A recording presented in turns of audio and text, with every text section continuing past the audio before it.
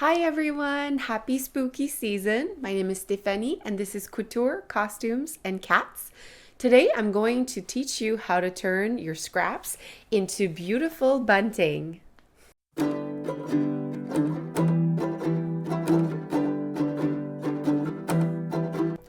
So, what is bunting exactly? Bunting is a flag or a triangle type garland that you find at fairs and parties, and it's just like really cute to have around the house. I decided to make mine Halloween themed because I have a lot of Halloween fabric. But it could be, any color or any theme that you choose. It doesn't have to be, different colors. It could be all the same color. It's always very festive. So today I'm going to teach you how to make 3 different styles. This one is the easiest with just the little triangles.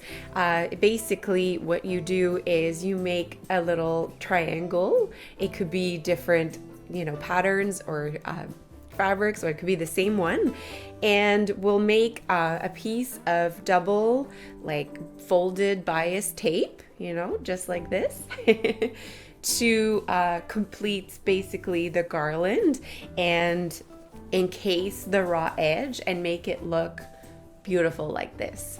I'm going to teach you how to make 3 different styles. The first one will be the triangles that I just showed you, and then if you look at the back here, I have some flags and shields style patterns. So I drafted those patterns and you can download a copy for free at my store, Spooky Frocks. The link is going to be in the video notes.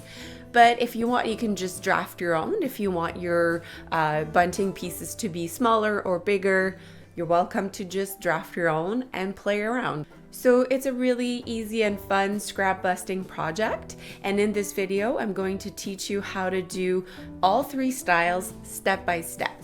Let's get started. So let's start with our tools. I use a cutting mat and a rotary cutter with a ruler, but you could use just scissors and you could, just put your pattern on, pin it on. I have a whole stack of different Halloween fabrics, and I have my bias tape.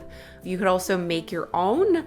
I show you how to make your own in my cafe apron video. So here is the pattern piece for the triangle bunting. This is the shield pattern. So you see how it's like a little bit more intricate already. And this one, the flag one, is the hardest one to make just because of the pointed sides. So I'm going to just use, my pattern piece, pick a part of the fabric that I want to use. I want to center it on this pattern. But if you have scraps, just, use it as you can. You can definitely, play around with the placement of your pattern. It doesn't necessarily need to be, perfect. There's no grain line or side for this. You just want your fabric to be upright if you're using a printed fabric.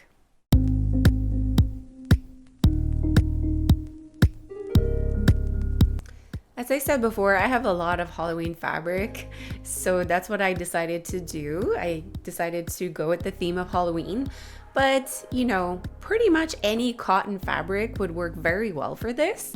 And if you want to experiment, you can use different fabric, like thicker, wool, corduroy, any scraps you have. It'll just be a little bit more difficult if you're using slippery fabric. Make sure that you pick a fabric that can be pressed, because pressing is going to be very important in this project. Now I'm cutting my flag pattern. A little tip is if you have a long piece, you can actually put the flag and the shield next to one another, and that way you're going to maximize your fabric, because one is a point inward and the other one is a point outward, so they can actually be placed side by side.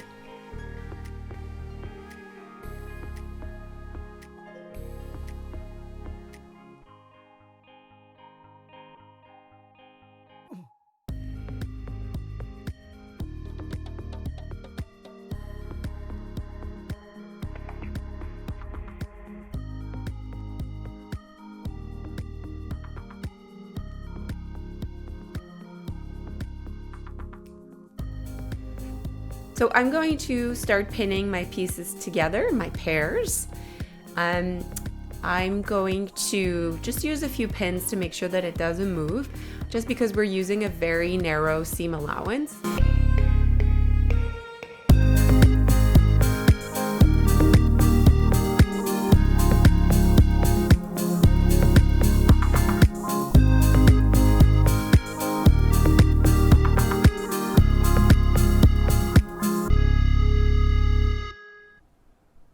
Okay, so getting ready to sew, we're going to sew each piece all around and leave the top open.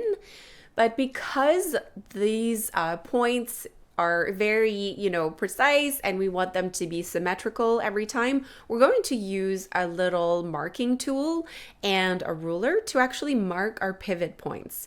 So we're going to use our seam allowance. I decided to use 3/4 of an inch, and I'm going to draw little lines around the corners so I know exactly where to stop sewing and where to pivot. So I'm going to keep marking. You can actually draw lines all around.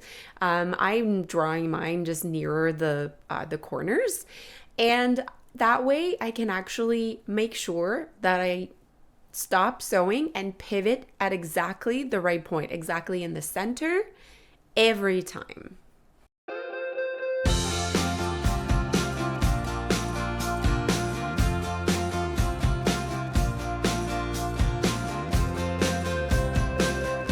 So I like to use a pen that disappears with heat, just to make sure that you don't actually see it once your project is turned around. But you could just mark it with your pins if you wanted to, or with a little pencil that comes out in the wash.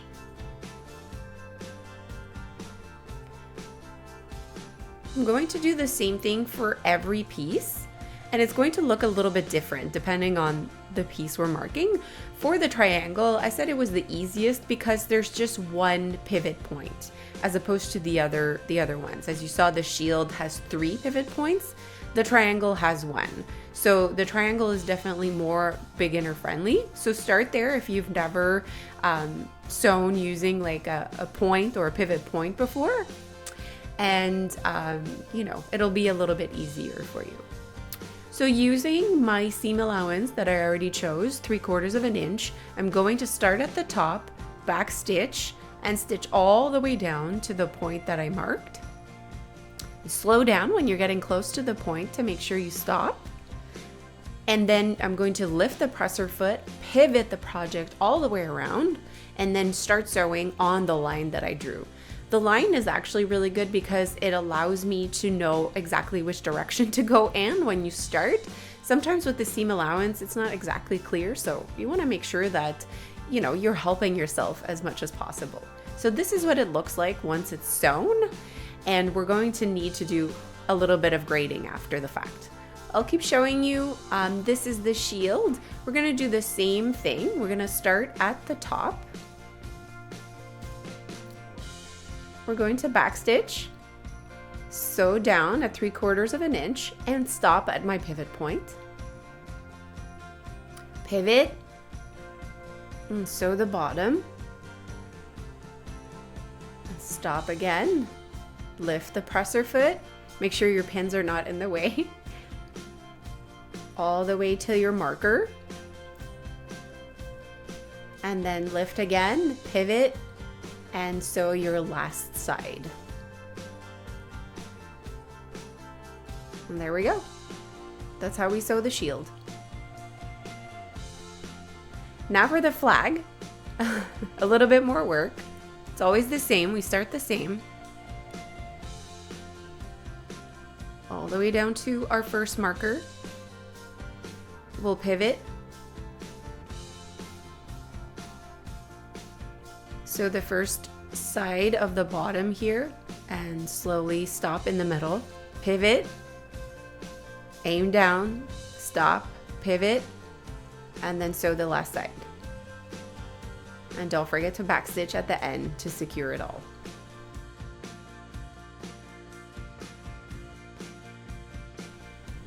So now that we've sewn our pieces, We want to turn them around, but I'll show you quickly what happens when we turn them around without grating.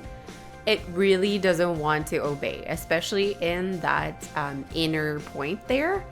It's not working at all. So we're gonna need to go back and do some grating before we can flip it in, right side out and press.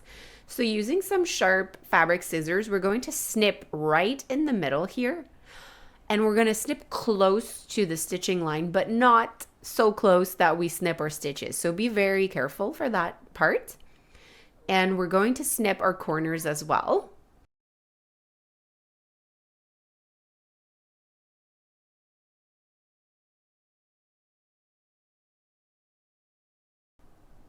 And then we're going to trim the excess. So the sides are not as important, but you'll see when we get close to the point, we want to trim it really close, maybe like 1/8 of an inch or smaller, so that we don't have the bulky fabric in those points and they can be actually really pointy and flush. So we're gonna go here and we're gonna remove even more if we can, really carefully. That's why really sharp scissors, like pointed scissors, are really useful for this, because you can actually snip right into your seam allowance. Go slow for this part, you know, you don't want to ruin your beautiful stitching that you just did. So, you know, just try to snip really close, but it's better if you start smaller and then snip more if you need to. Because if you start and snip right into your stitch line, you're going to be very mad.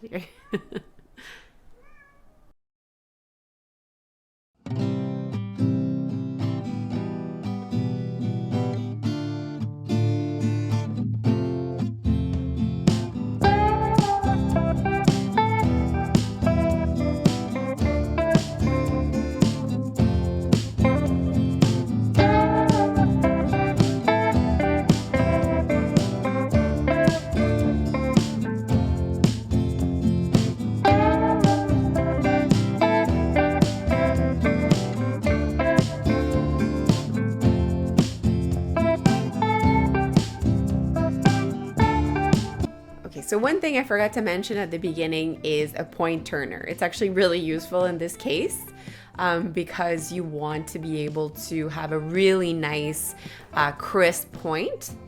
So the best way to do this is actually to follow your stitching line, because if you just jam the point turner in there, you might actually poke through your fabric, and you don't want to do that, or you might actually rip your seam.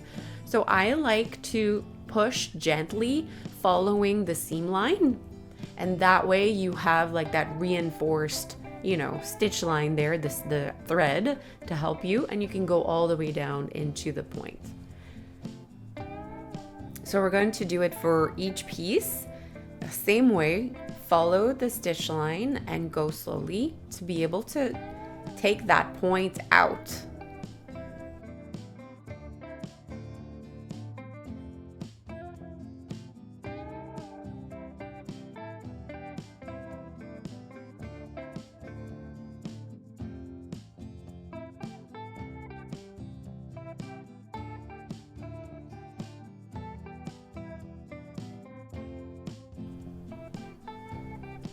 Starting to look really good. Hi, Sarah.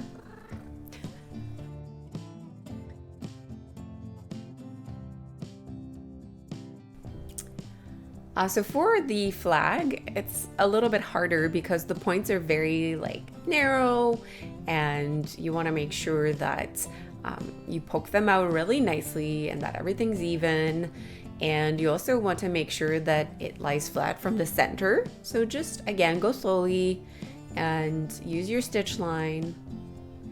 And you'll see right away, if you didn't cut into the seam like close enough to the center, you're gonna see that it puckers there in the middle and it won't turn and stay flat. So see how it's like tiniest of pucker? That'll come out in when you press it. But if the pucker is, you know, very, very big, you know that you didn't cut close enough. So now we're going to press it really nice. So that's why earlier I was talking about, fabrics that can withstand heat. This is why you want to be able to press it and using like a lot of heat. It's the easiest way to get your nice flat, flag. Or I use like presser spray here and steam, just to have that like really nice. I fogged up the camera. Just to have a really nice crisp piece.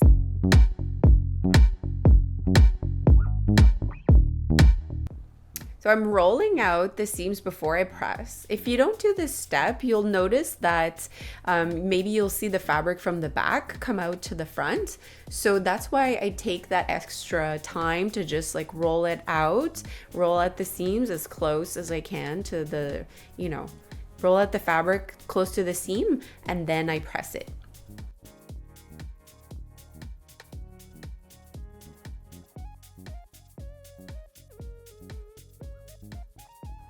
And there we go, we have our third piece. And we're going to press. See how the middle there, that tiny little pucker, I just pulled on it like a tiny bit and roll out the seams. And it's going to be actually really nice. Yeah.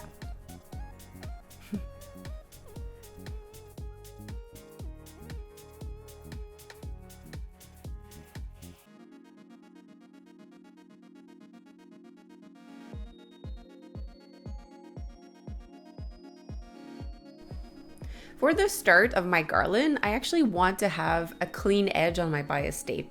That's why I'm going to turn it around and actually have like the fold out, and I'm going to stitch it closed. I just do this step so I have a nice clean edge. You can also just like turn it in and sew it shut. It's up to you however you want to do that. You could sew it by hand, but this way is really fast because you do that little stitch and then you turn it around and you got that clean edge. So that's how you start your, your garland piece of your bunting.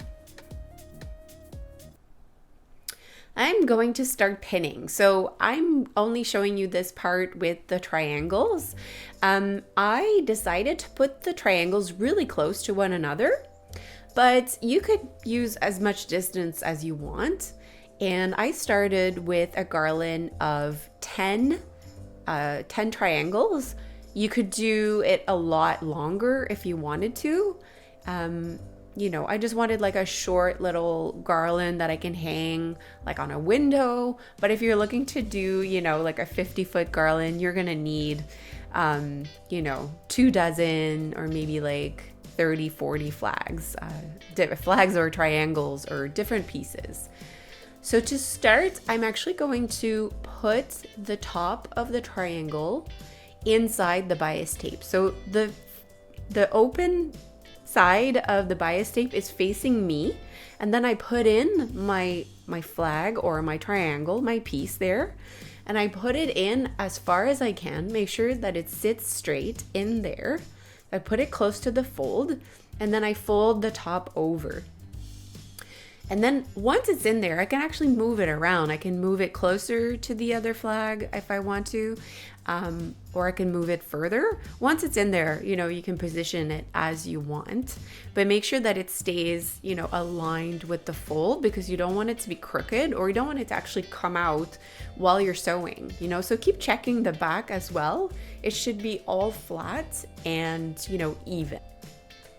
So once I'm done pinning my flags, I'm going to go sew the garland, and I'm going to start at the beginning of the bias tape, and I'm going to sew all the way down to the end.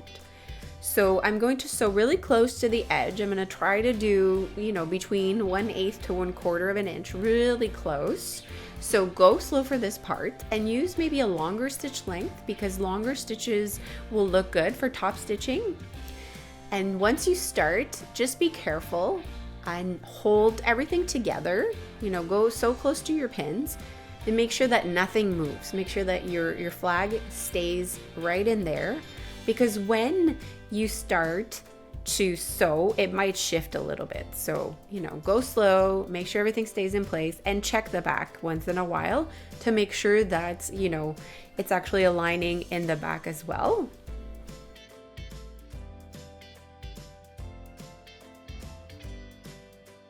That's it. You're done. It wasn't so hard, was it? I hope you enjoy your brand new bunting garlands. Don't forget to like and subscribe, and I'll see you next time. Bye.